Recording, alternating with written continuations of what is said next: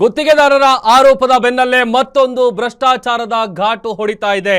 ರಾಜ್ಯ ಸರ್ಕಾರದ ನಿಗಮದಲ್ಲಿ ಭ್ರಷ್ಟಾಚಾರ ಮಿತಿ ಮೀರಿದೆ.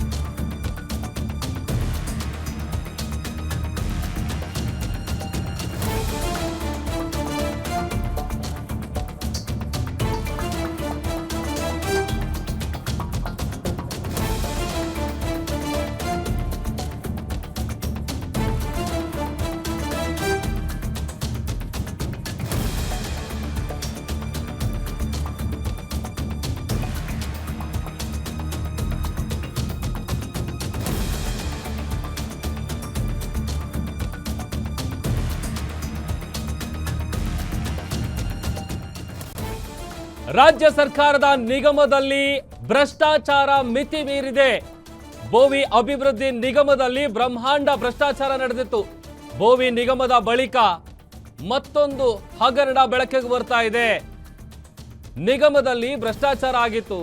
ಹಿಂದೆ ನಾವು ಗಮನಿಸಿದ್ವಿ ವಾಲ್ಮೀಕಿ ನಿಗಮ, ಬೋವಿ ನಿಗಮ, ಮತ್ತೊಂದು ಕಡೆ ಈಗ ಆದಿಜಾಂಬವ ಅಭಿವೃದ್ಧಿ ನಿಗಮದಲ್ಲೂ ಕೂಡ ಬ್ರಹ್ಮಾಂಡ ಭ್ರಷ್ಟಾಚಾರದ ವಾಸನೆ ಬರ್ತಾ ಇದೆ.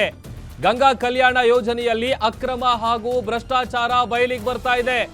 ತುಮಕೂರು ಜಿಲ್ಲೆಯಲ್ಲಿ ನಡೆದಿರುವ ಭ್ರಷ್ಟಾಚಾರ ಹಾಗೂ ಅಕ್ರಮ ಇದು. ಆದಿಜಾಂಬವ ನಿಗಮದ ಫೀಲ್ಡ್ ಅಧಿಕಾರಿ ರಾಜಶೇಖರ್ ವಿರುದ್ಧ ಭ್ರಷ್ಟಾಚಾರದ ಆರೋಪ ಕೇಳಬರ್ತಾ ಇದೆ. ಫಲಾನುಭವಿಗಳಿಂದ ಲಂಚ ಪಡಿತಾ ಇದ್ದಾನೆ ಈತ ಅನ್ನುವಂತಹ ಗಂಭೀರ ಆರೋಪ. ತುಮಕೂರಿನ 7 ತಾಲೂಕಿನಲ್ಲಿ ಒಬ್ಬನೇ ಫೀಲ್ಡ್ ಆಫೀಸರ್ ಆಗಿದ್ದಾನೆ ರಾಜಶೇಖರ. ಜಿಲ್ಲಾದ್ಯಂತ ಭ್ರಷ್ಟಾಚಾರ ಎಸಗಿದ್ದ ಬಗ್ಗೆ ಆತನ ವಿರುದ್ಧ ದೂರನ್ನ ಕೊಡಲಾಗಿದೆ. ಈ ಬಗ್ಗೆ ಕ್ರಮ ಕೈಗೊಳ್ಳುವಂತೆ ಸಮಾಜ ಕಲ್ಯಾಣ ಇಲಾಖೆಯ ಕಾರ್ಯದರ್ಶಿಯಿಂದ ಕ್ರಮಕ್ಕೆ ಸೂಚನೆಯನ್ನ ಕೊಡಲಾಗಿದೆ. ಗಂಗಾ ಕಲ್ಯಾಣ ಯೋಜನೆಯಲ್ಲಿ ತುಮಕೂರು ಜಿಲ್ಲೆಯಲ್ಲಿ ನಡೆದಿರುವಂತಹ ಭ್ರಷ್ಟಾಚಾರ ಹಾಗೂ ಅಕ್ರಮ ಇದು. ಗಂಗಾ ಕಲ್ಯಾಣ ಯೋಜನೆಯಲ್ಲಿ ಬ್ರಹ್ಮಾಂಡ ಭ್ರಷ್ಟಾಚಾರ ನಡೆದಿದೆ. ಫಲಾನುಭವಿಗಳಿಂದ ಲಂಚ ಪಡಿತಾ ಇರುವಂತಹ ಗಂಭೀರ ಆರೋಪ ಕೇಳಬರ್ತಾ ಇದೆ. ಒಂದು ಕಡೆ ರಾಜ್ಯ ಸರ್ಕಾರದಲ್ಲಿ ಈ ವಾಲ್ಮೀಕಿ ನಿಗಮ ಆಯಿತು, ಬೋವಿ ನಿಗಮ ಆಯಿತು, ಈಗ ಆದಿಜಾಂಬವ ಅಭಿವೃದ್ಧಿ ನಿಗಮದಲ್ಲೂ ಕೂಡ ಭ್ರಷ್ಟಾಚಾರ ನಡೀತಾ ಇದೆ ಅನ್ನುವಂತಹ ಗಂಭೀರ ಆರೋಪಗಳು ಕೇಳಬರ್ತಾ ಇದೆ. ಆದಿಜಾಂಬವ ನಿಗಮದ ಎಂಡಿಗೆ ಸಮಾಜ ಕಲ್ಯಾಣ ಇಲಾಖೆಯ ಕಾರ್ಯದರ್ಶಿ ಸೂಚನೆ ಕೊಟ್ಟಿದ್ದಾರೆ.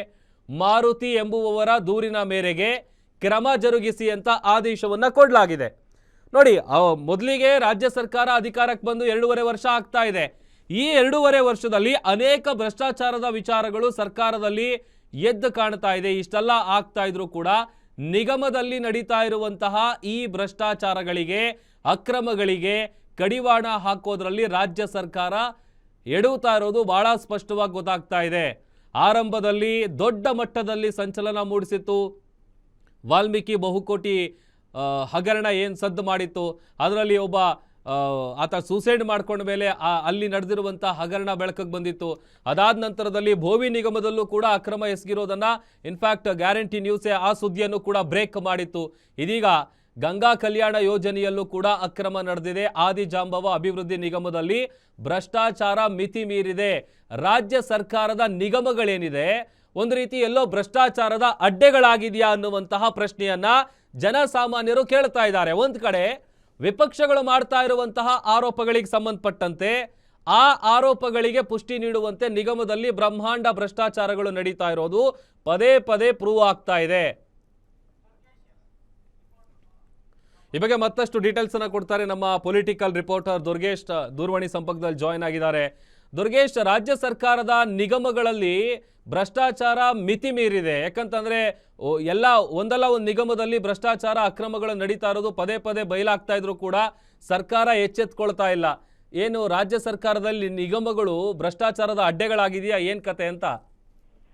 ಎಸ್ ಪ್ರಭು, ಖಂಡಿತ ರಾಜ್ಯ ಸರ್ಕಾರದಲ್ಲಿ ನಿಗಮಗಳಿರುವಂತಹದ್ದು ಬಡ ಜನರ ಅಭಿವೃದ್ಧಿಗೋಸ್ಕರ, ಈ ಒಂದು ಜನರಿಗೆ ಅನುಕೂಲ ಆಗ್ಲಿ ಅನ್ನೋ ನಿಟ್ಟಿನಲ್ಲಿ ಒಂದಿಷ್ಟು ಯೋಜನೆಗಳನ್ನ ರಾಜ್ಯ ಸರ್ಕಾರ ನಿಗಮಗಳ ಮೂಲಕ ಮಾಡ್ತಿದೆ. ಆದ್ರೆ ಈ ಒಂದು ಭ್ರಷ್ಟಾಚಾರಗಳಲ್ಲಿ ಬ್ರಹ್ಮಾಂಡ ಭ್ರಷ್ಟಾಚಾರಗಳಾಗ್ತಿದೆ. ಅದರಲ್ಲೂ ಕೂಡ ನಿಗಮದಲ್ಲಿ ಏನು ಗಂಗಾ ಕಲ್ಯಾಣ ಯೋಜನೆ ಆಗಿರ್ಬೋದು, ಮನೆ ಯೋಜನೆ ಆಗಿರ್ಬೋದು, ಭೂ ಮಂಜೂರು ಮಾಡುವಂತ ಯೋಜನೆಗಳಾಗಿರ್ಬೋದು, ಎಲ್ಲದಕ್ಕೂ ಕೂಡ ಕಮಿಷನ್ ಹೊಡೆಯುವ ಕೆಲಸವನ್ನ ನಿಗಮದ ಅಧ್ಯಕ್ಷ ಹಾಗೂ ಕಾರ್ಯದರ್ಶಿಗಳು ಮಾಡ್ತಿದ್ದಾರೆ ಅನ್ನುವಂತ ಆರೋಪಗಳು ಪದೇ ಪದೇ ಕೇಳಿ ಬರ್ತಿದ್ದಾವೆ. ವಿಪಕ್ಷಗಳು ಕೂಡ ಇದ್ರ ಬಗ್ಗೆ ಆರೋಪವನ್ನು ಮಾಡ್ತಿದ್ದಾವೆ. ಮೊನ್ನೆ ಅಷ್ಟೇ ಏನು ವಾಲ್ಮೀಕಿ ನಿಗಮದ ಅಭಿವೃದ್ಧಿ ನಿಗಮದ ಒಂದು ದೊಡ್ಡ ಹಗರಣ ಆಗಿತ್ತು. ನಾಗೇಂದ್ರ ಅವರು ಕೂಡ ರಾಜೀನಾಮೆ ಕೊಡುವಂತ ಪ್ರಕ್ರಿಯೆ ಆಗಿತ್ತು. ಅದಾದ ಬಳಿಕ ಭೋವಿ ನಿಗಮದಲ್ಲಿ ಅಧ್ಯಕ್ಷರ ಭೂ ಮಂಜೂರಾತಿ ಮಾಡೋದಕ್ಕೋಸ್ಕರ ಸಾಕಷ್ಟು 60% ಲಂಚವನ್ನ ಕೇಳಿ ಸಿಕ್ಕಾಕೊಂಡಿದ್ರು. ಅದಲ್ಲದೆ ಈ ಒಂದು ಸುದ್ದಿಯನ್ನು ಗ್ಯಾರಂಟಿ ನ್ಯೂಸ್ ಕೂಡ ಫಾಲೋ ಮಾಡಿ ಅವರ ರಾಜೀನಾಮೆಯನ್ನ ಪಡೆದಿತ್ತು. ಈಗ ಆದಿಜಾಂಬವ ನಿಗಮದಲ್ಲೂ ಕೂಡ ಗಂಗಾ ಕಲ್ಯಾಣ ಯೋಜನೆಯಡಿ ಬರುವಂತ ಯೋಜನೆಗೆ ಬೋರ್ವೆಲ್ ಹಾಕ್ಸುವಂತ ಅಂದ್ರೆ ರೈತರ ಒಂದು ಭೂಮಿಗಳಿಗೆ ನೀರು ಒದಗಿಸುವಂತ ಯೋಜನೆ ಗಂಗಾ ಕಲ್ಯಾಣ ಯೋಜನೆ. ಈ ಯೋಜನೆಯಲ್ಲೂ ಕೂಡ ಬ್ರಹ್ಮಾಂಡ ಭ್ರಷ್ಟಾಚಾರ ಆಗಿದೆ ಅನ್ನುವಂತ ಆರೋಪ ಕೇಳಿ ಬರ್ತಾ ಇದೆ. ಈಗಾಗಲೇ ಈ ಒಂದು ವಿಚಾರಕ್ಕೆ ಸಂಬಂಧಪಟ್ಟಂತೆ ಅದರಲ್ಲೂ ಕೂಡ ತುಮಕೂರು ಜಿಲ್ಲೆ 7 ತಾಲೂಕಿನ ವಿಚಾರಕ್ಕೆ ಸಂಬಂಧಪಟ್ಟಂತೆ ಆ ದೂರು ದಾಖಲಾಗಿದೆ. ಮಾರುತಿ ಎಂಬುವರಿಂದ ದೂರು ದಾಖಲಾಗಿರೋದ್ರಿಂದ ಈಗ ಆ ಇಲಾಖೆಯ ಕಾರ್ಯದರ್ಶಿಗಳು ಯಾವ ರೀತಿ ಆಗಿದೆ ಅನ್ನುವಂಥ ನಿಟ್ಟಿನಲ್ಲಿ ಒಂದು ತನಿಖೆಗೆ ಸೂಚನೆ ನೀಡುವಂಥದ್ದು, ಯಾವ ರೀತಿ ಆರೋಪ ಕೇಳಿ ಬರ್ತಾ ಇದೆ ಇದಕ್ಕೆ ಸ್ಪಷ್ಟನೆ ಕೊಡಿ ಅನ್ನೋ ನಿಟ್ಟಿನಲ್ಲಿ ಒಂದಿಷ್ಟು ಅಧಿಕಾರಿಗಳ ಮೇಲೆ ಭೋವಿ ನಿಗಮದ ಕಾರ್ಯದರ್ಶಿಗಳಿಗೆ ಏನು ದೂರನ್ನ ಮಾಡಿದ್ರಲ್ಲ, ಆ ದೂರಿನ ಅನ್ವಯ ಅವರಿಗೆ ಒಂದು ತನಿಖೆಗೆ ಮುಂದಾಗಿರುವಂತದ್ದು. ಸಾಕಷ್ಟು ಸರ್ಕಾರದ ನಿಗಮಗಳು ಪದೇ ಪದೇ ಈ ರೀತಿಯ ಅವ್ಯವಹಾರ ಮತ್ತು ಭ್ರಷ್ಟಾಚಾರಕ್ಕೆ ಒಳಗಾಗ್ತಿದ್ದಾವೆ ಅನ್ನೋ ನಿಟ್ಟಿನಲ್ಲಿ ವಿಪಕ್ಷಗಳು ಆರೋಪವನ್ನ ಮಾಡ್ತಾನೆ ಬಂದಿದ್ದಾವೆ. ಆದ್ರೆ ಈ ಒಂದು ನಿಗಮದ ಹಗರಣವನ್ನ ಯಾವ ರೀತಿ ಸರ್ಕಾರ ತೆಗೆದುಕೊಳ್ಳುತ್ತೆ, ರಾಜಶೇಖರಯ್ಯ ಅವರ ಮೇಲೆ ಆರೋಪ ಬಂದಿರೋದು, ಅವ್ರ ಮೇಲೆ ಯಾವ ರೀತಿ ಕ್ರಮ ಆಗುತ್ತೆ ಅನ್ನೋದನ್ನ ಕಾದು ನೋಡಬೇಕಾಗುತ್ತೆ ಪ್ರಭು. ಓಕೆ, ಥ್ಯಾಂಕ್ ಯು ದುರ್ಗೇಶ್ ನಿಮ್ಮೆಲ್ಲ ಡೀಟೇಲ್ಸ್ಗಾಗಿ.